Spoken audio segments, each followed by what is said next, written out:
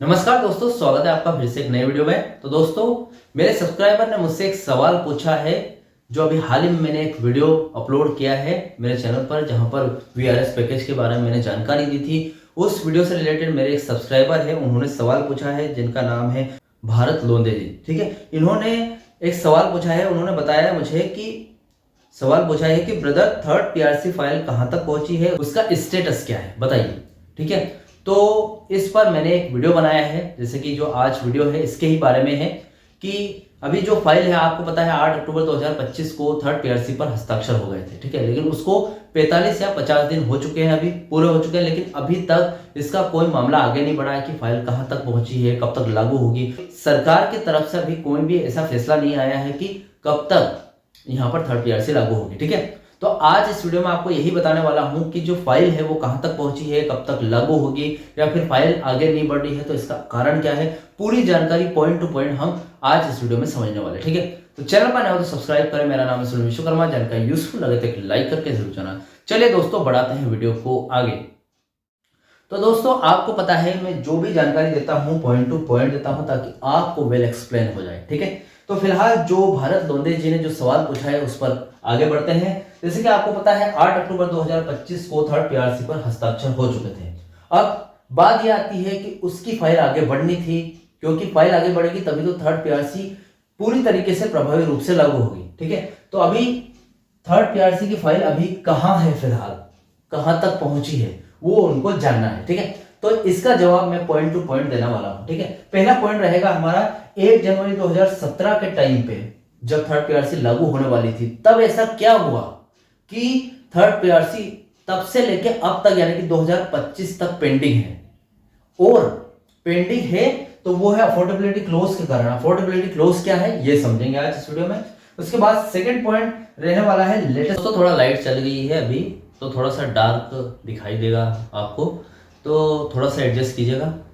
ठीक है, तो देखिए हमारा सेकंड पॉइंट रहने वाला है लेटेस्ट अपडेट। ठीक है, कर्मचारियों की तरफ से अभी लेटेस्ट अपडेट क्या है और यूनियन का इस पर दबाव क्या है। ठीक है, क्योंकि अफोर्डेबिलिटी क्लोज आ रहा है तो कहीं ना कहीं थर्ड पीआरसी को रोक कर रखा होगा, तो इस पर कुछ तो दबाव यूनियन अपनी तरफ से देगा, कर्मचारियों की तरफ से बोलेगा। ठीक है, अब कर्मचारियों की तरफ से कुछ भी बातें वगैरह आएंगी तो इस पर सरकारी रुख क्या होगा। तीसरा पॉइंट रहने वाला है हमारा सरकारी रुख क्या रहने वाला है। उसके बाद सरकारी रिवाइवल पैकेज क्या मामला है वो समझेंगे। ठीक है, इसके बाद लास्ट कुछ भी नहीं होगा तो फिर कानूनी लड़ाई होगी भैया। तो चौथा पॉइंट है कानूनी लड़ाई, और लास्ट में पेंशन इशू भी इसमें शामिल है। ठीक है, तीसरी पीआरसी की फाइल कहां तक पहुंची है। देखिए, तीसरी पीआरसी की फाइल आज भी फाइल के ढेर में दबी हुई है। सरकार का साफ कहना है कि भैया पहले बीएसएनएल को मुनाफा कमा कर दिखाओ, फिर वेतन वृद्धि पे रिवीजन देंगे। ठीक है, सरकारी यूनियन कह रहे हैं कि सरकार अपनी ही कंपनी के साथ ऐसा क्यों कर रही है, जबकि इसे बचाना सरकार की जिम्मेदारी है। ठीक है, मतलब देखिए यहाँ पर स्पष्ट बात है कि भैया सरकारी जो कंपनी है, बीएसएनएल कंपनी है, वो पिछले 2007 से घाटे में चल रही है। ठीक है, तो जब तक वो मुनाफे में नहीं आती तब तक थर्ड पीआरसी कैसे लागू होगी। ठीक है, तो सरकार बोली कि भैया पहले मुनाफा कमाओ, उसके बाद खा जाओ। हम खा जाओ का मतलब ये है कि फिर पीआरसी लागू कर लो, पे रिवीजन दे देंगे आपको। ठीक है, और यहाँ पर बीएसएनएल यूं भी बोल रही है कि इस सरकार अपनी ही कंपनी के साथ ऐसा क्यों करी, जबकि इनको तो यहाँ पर देना चाहिए, कर्मचारियों को देना चाहिए कि भैया यहाँ पर पहले प्रॉफिट तो हो, कहाँ से लेकर आओगे थर्ड पीआरसी का पैसा। ठीक है, ये मेरा कहना नहीं है, यहाँ पर सरकार का कहना है। ठीक है, अब देखिए यहाँ पर मुद्दा ये है 1 जनवरी 2017 को जो अफोर्डेबिलिटी क्लॉज है, जैसा कि हमारा जो पहला पॉइंट उसको बोलते हैं। देखिए उसके बारे में बात करते हैं। शुरुआत कहां से हुई। थर्ड पीआरसी को 1 जनवरी 2017 से लागू होना था। इसमें कर्मचारियों को उनके मूल वेतन बेसिक पे यानी कि 15% फिटमेंट बेनिफिट मिलना था। आप सोच सकते हैं कि 2017 से लेकर अब तक यह कर्मचारियों का कितना बड़ा वित्तीय नुकसान है। ठीक है, अब 1 जनवरी 2017 के टाइम पे थर्ड पीआरसी लागू होना था, यानी कि हर 10 साल में थर्ड पीआरसी मतलब पीआरसी लागू होती है, भले वो कोई सी कंपनी हो। आप केंद्रीय वेतन आयोग को देखें, अगर आप केंद्रीय वेतन आयोग का आंकड़ा निकालें तो 6 पे कमीशन है वो 2006 में लागू हुआ था। उसके बाद 7 पे कमीशन 2016 में लागू हुआ था।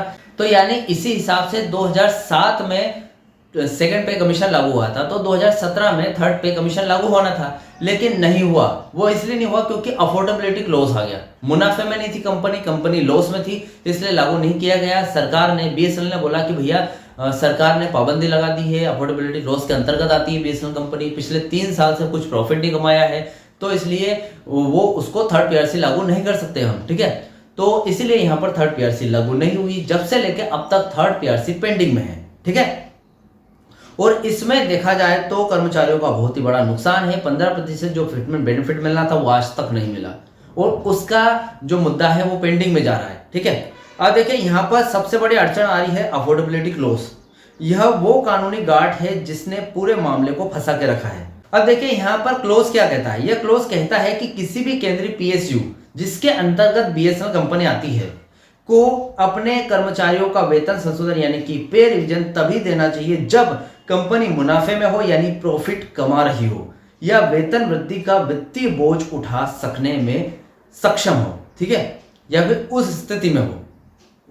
तो यहां पर देखिए क्लोज का यही कहना है कि जब तक कंपनी प्रॉफिट में नहीं आ जाती, जब तक उस क्षमता के लायक नहीं बन जाती कि वो वित्तीय बोझ उठा सके। जैसे कि अगर थर्ड पीआरसी लागू होता है तो एक तरीके से वेतन में वृद्धि होगी, वेतन में वृद्धि होगी तो करोड़ों रुपए का नुकसान होगा कंपनी को, मतलब करोड़ों रुपए का यहाँ पर भरपाई करनी पड़ेगी। अब कंपनी इतने प्रॉफिट में नहीं है कि करोड़ों रुपए की भरपाई कर दे या फिर आपके थर्ड पे कमीशन को लागू कर दे, तो कैसे लागू कर पाएगी, ठीक है।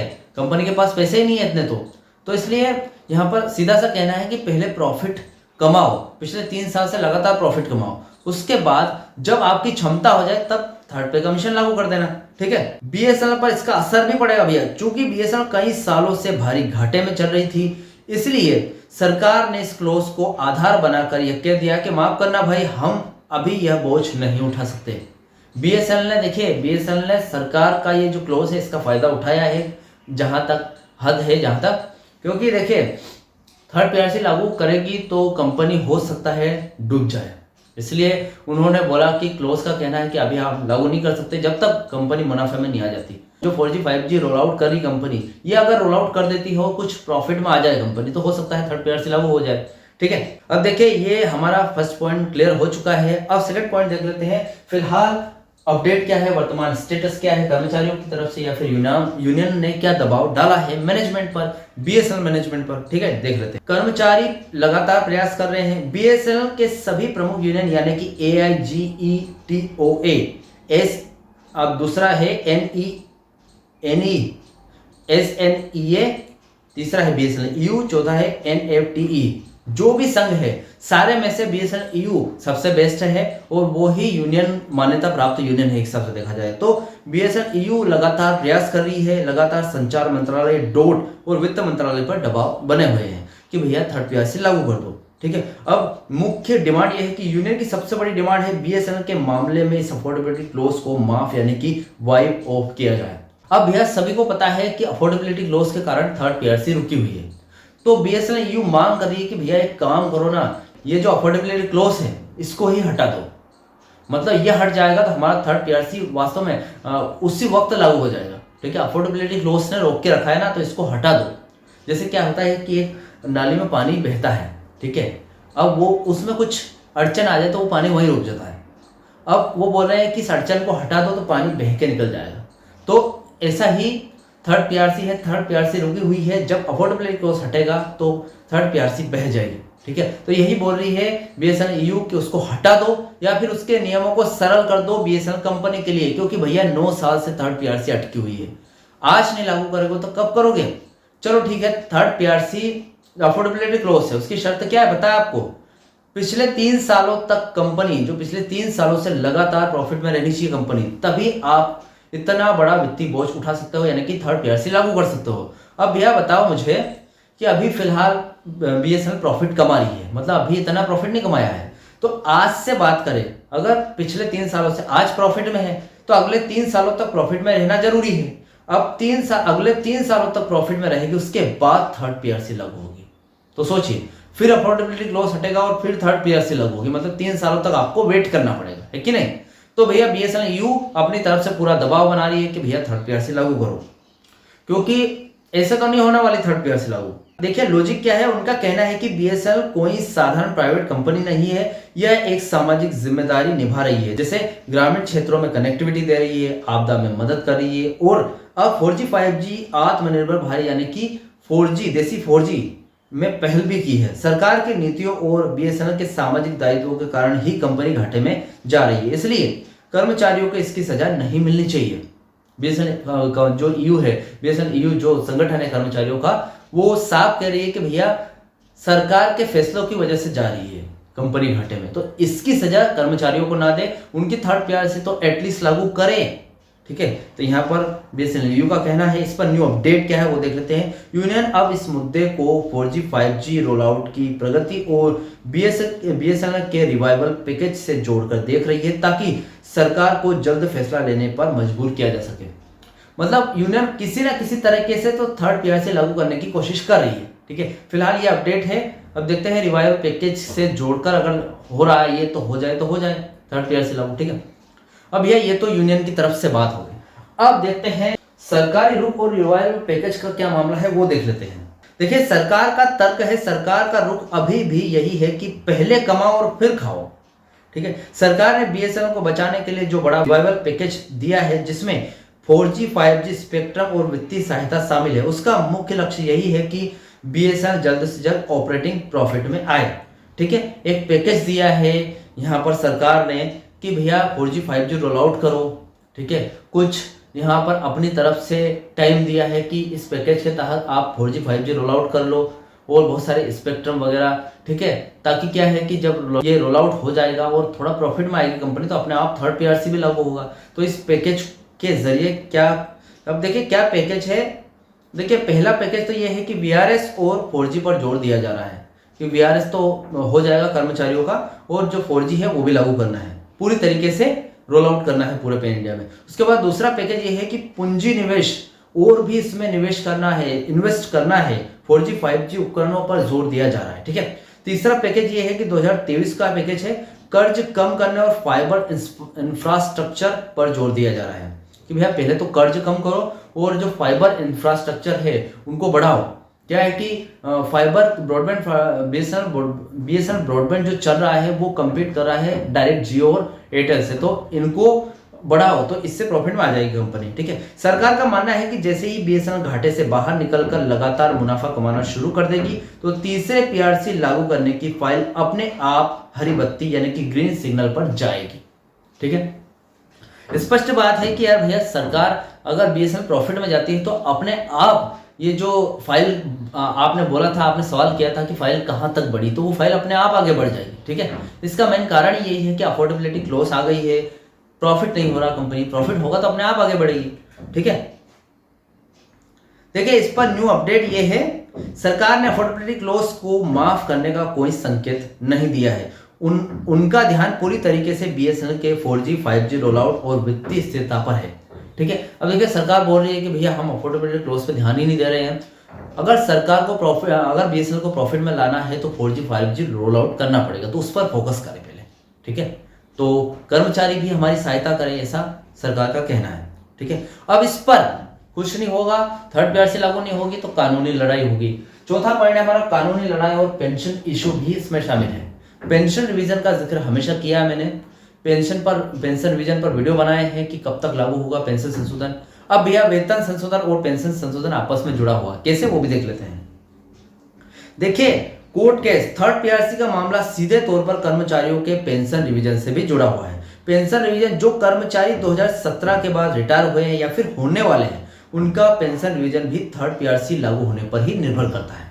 ठीक है, आप भले 2017 में रिटायर हुए हो या फिर रिटायर होने वाले हो, तो आपको क्या है उसके बाद जो भी आपका पेंशन मिलेगा वो पेंशन रिवीजन के तहत मिलेगा। अब वेतन संशोधन जब तक लागू नहीं होगा तब तक आपका पेंशन संशोधन कैसे होगा, तो ये जुड़ा हुआ है। ठीक है, अब E5 और E7 अपग्रेडेशन का मामला कोर्ट में चल रहा है। E5 E7 पे स्केल अपग्रेडेशन और नॉन एग्जीक्यूटिव के वेतन से जुड़े कुछ मामले हाई कोर्ट और सुप्रीम कोर्ट में चल रहे हैं। इन मामलों में जब भी कोई सुनवाई होती है तो थर्ड पीआरसी के लागू होने के मुद्दे पर भी बहस होती है। अब जो भी मामले ऑलरेडी केस हाई कोर्ट में चल रहे हैं, सुप्रीम कोर्ट में चल रहे हैं बीएसएनएल से रिलेटेड, तो जो भी मामला चल रहा है उसके तहत जब भी सुनवाई होती है तो थर्ड पीआरसी के बारे में जरूर बताया जाता है या फिर बहस होती है कि कब तक लागू करेंगे, ऐसा वैसा वैसा, ठीक है। तो हो सकता है, देखिए अब यहाँ पर कोर्ट का कोई भी फैसला हो, भले ही वह पेंशन या फिर पे स्केल से जुड़ा हो, थर्ड पीआरसी को लागू करने की दिशा में एक मजबूत आधार बन सकता है, ठीक है। अब देखिए कोर्ट में जो E7 E5 का जो मामला चल रहा है, उसके बाद पेंशन से रिलेटेड मामले चल रहे हैं, इसमें कोई भी सुनवाई वगैरह होती है या फिर फैसला अगर पॉजिटिव आता है तो उसमें थर्ड पीआरसी में कहीं ना कहीं इफेक्ट पड़ सकता है, ठीक है। बीएसएनएल की तीसरी पीआरसी फाइल अभी भी संचार मंत्रालय यानी कि डोट और वित्तीय मंत्रालय के बीच फंसी है। तो भैया आपका जो सवाल था, आई होप उसका जवाब आपको मिल गया होगा इस वीडियो में। इस अपडेट से रिलेटेड और भी कोई डाउट क्वेश्चन वगैरह हो तो मुझे कमेंट बॉक्स में कमेंट कर सकते हैं। वीडियो अच्छा लगा तो वीडियो को लाइक कमेंट से जरूर करें। मिलते हैं दोस्तों नेक्स्ट वीडियो में। सी यू सून।